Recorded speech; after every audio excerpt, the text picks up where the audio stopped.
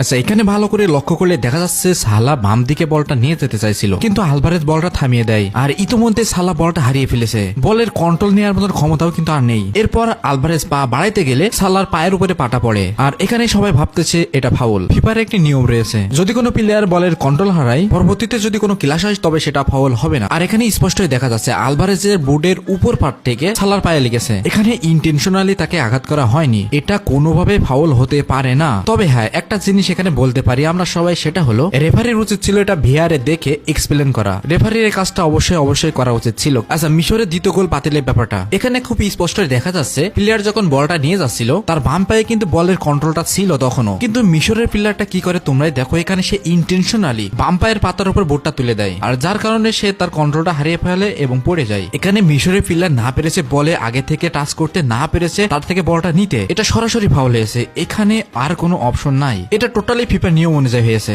যেটা সত্য মেনে নিতে শিখুন। ব্রাজিল এবং নরের ম্যাচে লাস্টে যে গোলটা হয়েছিল, যে প্ল্যানটিটা পেয়েছিল, বা সেটা কি বলবে তোমরা? ওই ম্যাচে যদি ব্রাজিল জিতে যেত তাহলে অবশ্যই আর্জেন্টিনার কিছু ফ্যান এই পাগলামিটা করতো, কন্ট্রোভার্সি তারা করতোই। আরো একটা কথা, আপনারা তো এত জ্ঞানীগুণী মানুষ, তাহলে মিশর এবং ইরান ম্যাচে কোথায় ছিলেন সবাই? যে গোলটা অফসাইড থেকে বাতিল হয়েছিল, এটা কোন হিসেবে করা হয়েছিল? সেদিন কই ছিলেন আপনারা? সেদিনও কি মিশর ফিফাকে কিনে নিয়েছিল? কালকে তো খেলা মিশরের সাথে হয়নি, হয়েছে ব্রাজিলের সাথে, মিশোজিল।